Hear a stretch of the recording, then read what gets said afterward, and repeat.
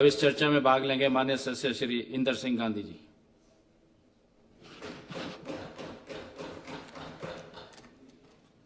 धन्यवाद।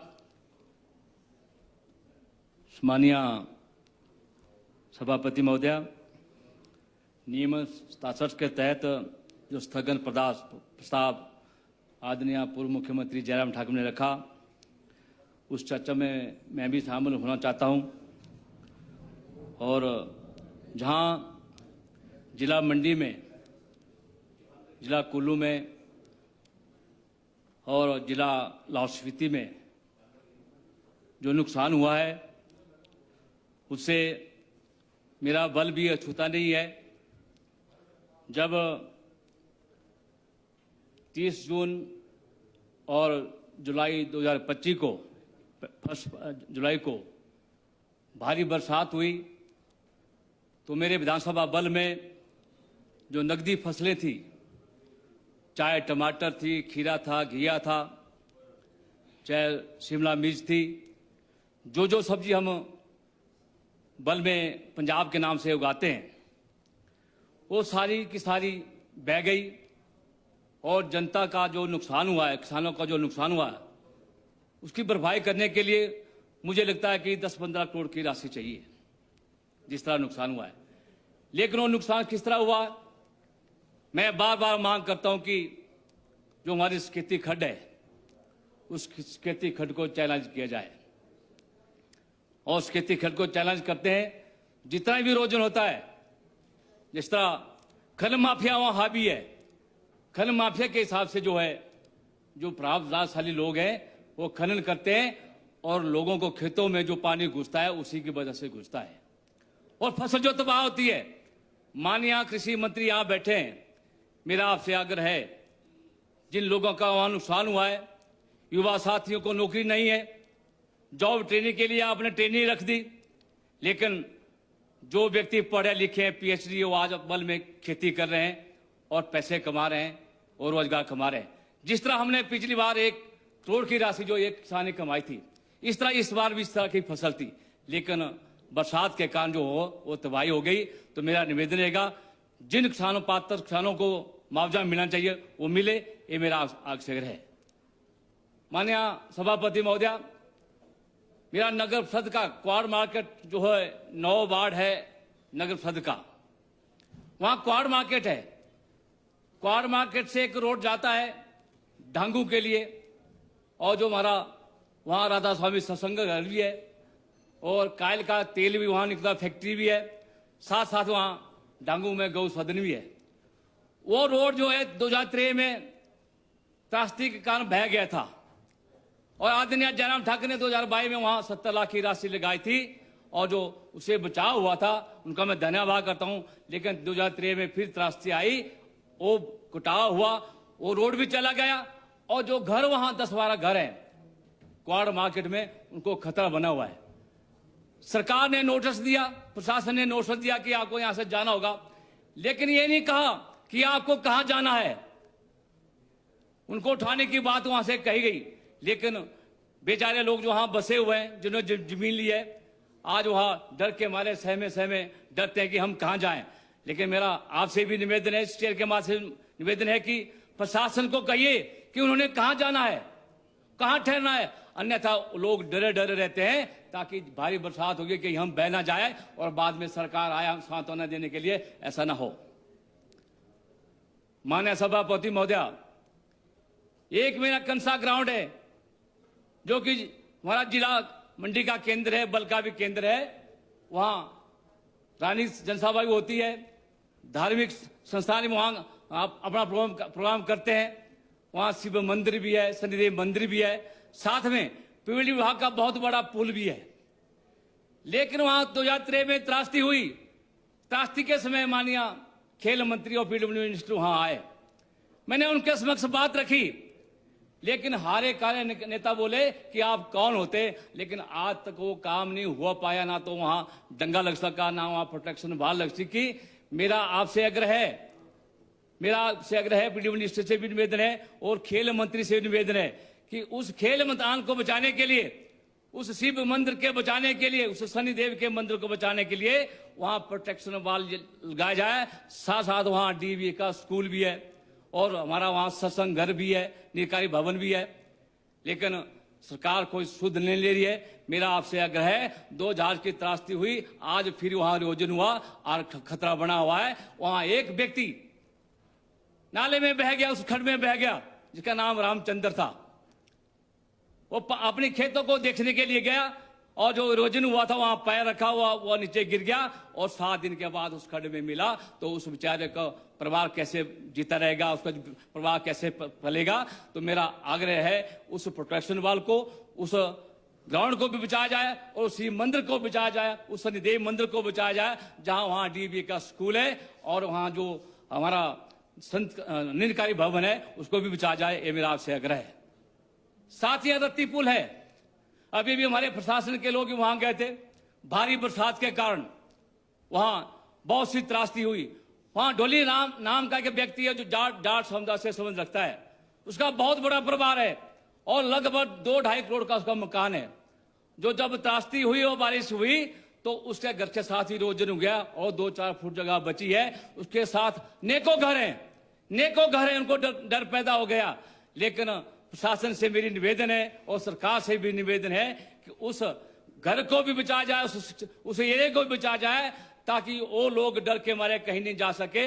इसलिए मेरा आपसे यही निवेदन है कि उन लोगों की सुध ली जाए और प्रशासन से बात करें कि उन लोगों से वहां से उठाकर कहीं और जगह बसाया जाए, ताकि ये लोग कहीं रात को बरसात ना हो और चल बसे। ये मेरा आपसे आग्रह है। साथ जहां एक बहुत बड़ा तूफान 15 अगस्त 2025 को सगा घाट में आया और बिन बादल बरसात हो गई और बिन बादल बरसात हुई, लेकिन हमारी बल की जो मेडिकल यूनिवर्सिटी जो वहां बह गई, वो सगा घाट में पहुंच गई।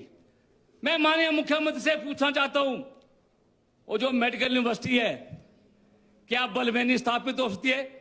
जबकि उसके लिए मैंने 200 बीघा लैंड जो चारागाह बिला दत्तान है वो मुहैया करवाई है। जो मांडल नाम जो हमारा महल है, वो मुंडापुर में जगह है, 200 बीघा जगह है। ना तो वहां कहीं खड्ड है, ना तो इरोजन की बात है, बहुत अच्छी जगह प्लेन है और चारागाह बिलादत का एरिया है। लेकिन माननीय मुख्यमंत्री से निवेदन करूंगा, ये फैसला न्याय संगत नहीं है, ना तर्क संग है। मेरा आपसे निवेदन है, इस फैसले को आप वापस लिए जाए, अन्यथा बल के लोग, जिला मंडी के लोग उग्र हो जो आपका धरना प्रदर्शन भी कर सकते हैं। लेकिन जहां मैं सड़कों की बात करूं, मेरी बहुत सी सड़कें ऐसी है जो तराई के साथ साथ जो है आज कई बसें बंद हैं। एक मेरी सड़क जो नलसर से बाया गागड़ मंडी जाती है, लेकिन बच्चों को ITI जाना होता है, कॉलेज जाना होता है, स्कूल जाना होता है, आज बसें बंद है, लोग टैक्सी लेकर जाते हैं। मेरा माननीय PW मिनिस्टर यहां बैठे हैं। जो मेरा घट्टा नाम स्थान है, पिछली बार आपने 50 लाख लिया था, उसके लिए मैं धन्यवाद करता हूं। फिर वो बिना टेक्निकल से काम किया। मैंने उनको कई बार कहा कि आप जो स्पर और जो लगा रहे हैं, एप्रन जो लगा रहे हैं, ठीक नहीं लगा रहे हैं। वो जो ठेकेदार था बिल्कुल बिचलित था, वो को काम करने वाला व्यक्ति ठेकेदार नहीं था। अपने चेतों को काम देकर फिर से वो डंगा चला गया। वो प्रोडक्शन बात चलेगी, वो जो क्रेट वाल गई थी, वहां आज 50 लाख नहीं, वहां कम से कम जो है 80 लाख की राशि लगी, तब उसको बचाया जा सकता है। माननीय मंत्री महोदय, मैं आपसे पुनः निवेदन करता हूं, उस सड़क को चालू कराने के लिए मैंने कई बार PWD एक्शन को बोला, ST को बोला, JE को बोला, जो यहाँ जो फट रही जमीन है उसको सीमेंट से भरा जाए ताकि इरोजन बच सके या ये जो डंगा बच सके। लेकिन किसी ने नहीं सुनी। बार बार कहने के बाद मैंने 1 महीना पहले बोल दिया था कि ये डंगा जाने वाला है। लेकिन उसके साथ साथ एक मेरा जो सड़क है बैना टू बड़ा धार, वो भी इसी तरह की हालत है, खड्ड बन चुकी है। और दूसरी जो हमारी सड़क है बगला टू बरसू चक्राड़ी, वो भी नाला बन चुका है। ऐसी बहुत सी सड़कें मैं अगर गिनाने लगूं तो माननीय मंत्री महोदय, माननीय सभापति महोदय, समय लग जाएगा। लेकिन मेरा आपसे निवेदन है, इन सड़कों की सुध है, मैं आपको डिटेल दे दूंगा इस मंच के माध्यम से। लेकिन आपने पिछली बार भी अच्छा काम किया, लेकिन जल शक्ति विभाग यहां बैठा है, मंत्री महोदय चले गए। मैं उनसे भी रिक्वेस्ट करना चाहता हूं, मेरी बहुत सी ऐसी स्कीमें पिछली बार त्राही हुई थी, टूट चुकी थी, हमारे पंप बहुत चले गए थे, हमारी मशीनरी चली गई थी, लेकिन आज तक उनका सुधार नहीं हो पाया है। आज भी बरसात में लोगों को घर में पानी नहीं है, चाहे वो स्याप पंचायत की बात हो, चाहे हमारे डहणू की बात हो, चाहे हमारे मांडल की बात हो। नेकों स्थानों पे जैसी आवाज आ रही है कि बरसात में भी पानी नहीं है, जबकि हमारी जो नेचुरल सोर्सेज है वो चालू होने चाहिए थे, या जो हमारे हैंड पंप है वो चालू होने चाहिए, लेकिन आईपीएच विभाग में एक्शन नहीं है। चालू कैसे हो पाएगा? आज 2 महीने से वहां एक्शन नहीं है, किसी और को चार्ज दे दिया गया है। लेकिन मेरा यहाँ जल शक्ति विभाग के मंत्री नहीं है, यहाँ नहीं है, उनसे निवेदन है, कहीं बात सुन रहे होंगे, मेरा आपसे निवेदन है कि बग्गी डिवीजन की सुध लिया जाए। जिस तरह पहले भी वहां जो है बड़ी चोर बाजारी हुई है, वहां बहुत बड़ा घोटाला हुआ है, लेकिन वहां कोई एक्शन आने के लिए तैयार नहीं है। मैंने पहले भी ये बात उठाई थी कि बग्गी का जो डिवीजन है वो अड्डा बन चुका है भ्रष्टाचार का, 6 करोड़ रुपए का घोटाला वहां हुआ था, लेकिन आज वो डर के मारे कोई एक्शन वहां आना नहीं चाहता है। आज उस एक्शन को दोबारा बरस में लगा दिया। ऐसे एक्शन को कहीं नहीं लगाना चाहिए, इसको मेन दफ्तर में बिठाना चाहिए जहां वो बैठा रहे और काम करता रहे। ऐसे व्यक्तियों को यहां रखना हिमाचल प्रदेश में क्या दशा होगी? लेकिन मेरा आपसे आग्रह है कि मेरे बग्गी डिवीजन को सुधारा जाए, जहां आईपीएच की नहर है वो भी टूटी पड़ी है, बरसात में भी पानी नहीं मिला, और जो स्कीमें मैं इरिगेशन की बात करता हूं वो भी टूटी पड़ी है। मेरा आपसे निवेदन है जो खेती खड्ड है उसको चैलेंज किया जाए, तब हमारे बल के लोगों का जो है जीर्णोद्धार हो सकता है, क्योंकि जो चैलेंज हो जाएगा तो हमारी खेत भी बच जाएंगे, हमारी स्कीमें भी बच जाएंगी, हमारी सड़कें भी बच जाएगी। इस तरह मेरा आपसे आग्रह है। माननीय सभापति महोदय, साथ साथ मैं आपसे निवेदन करना चाहता हूं कि माननीय मुख्यमंत्री जी ने 1000 करोड़ रुपए का आकलन जो है सराज में किया। मैंने बल में गिला दिया कि लगभग 35 करोड़ रुपए की राशि जो वहां खर्च होगी, चाहे सड़क के निर्माण की बात हो, चाहे हमारे डंगे लगाने की बात हो, चाहे हमारे पानी की स्कीमों के जीर्णोद्धार करने की बात हो। लेकिन माननीय मुख्यमंत्री पूर्व मुख्यमंत्री जयराम ठाकुर ने को जो है 4 करोड़ रुपए की राशि 1000 की जगह दी है। ये तो ऊंट के मुंह में जीरा देने वाली बात है, ऊंट के मुंह में जीरा देने वाली बात है। 10 करोड़ की जगह 1000 करोड़ की जगह 2-4 करोड़ देना, वो तो ऊंट में के मुंह में जीरा देने वाली बात है। मुझे लगता है कि ये पैसा ऐसे नहीं चलेगा, ये पैसा आपको देना पड़ेगा जो केंद्र से आ रहा है। आप बोलते हैं कि पैसा नहीं आया, पैसा आया, बार बार जो डिटेल दी गई है, लेकिन आप लोगों को गुमराह कर जाते हैं। ये कांग्रेस की प्रथा रही है, ये कांग्रेस की प्रथा रही है। आपने तो वोट बटोरने की बात कही है, सत्ता में आने के लिए आपने लोगों को ठगा, महिला को ठगा, युवा को ठगा। आज सत्ता थाने में आप मंजूर नहीं है किसी काम करने के लिए, ना आपके पास क्षमता है, युवाओं को ठग रहे हैं।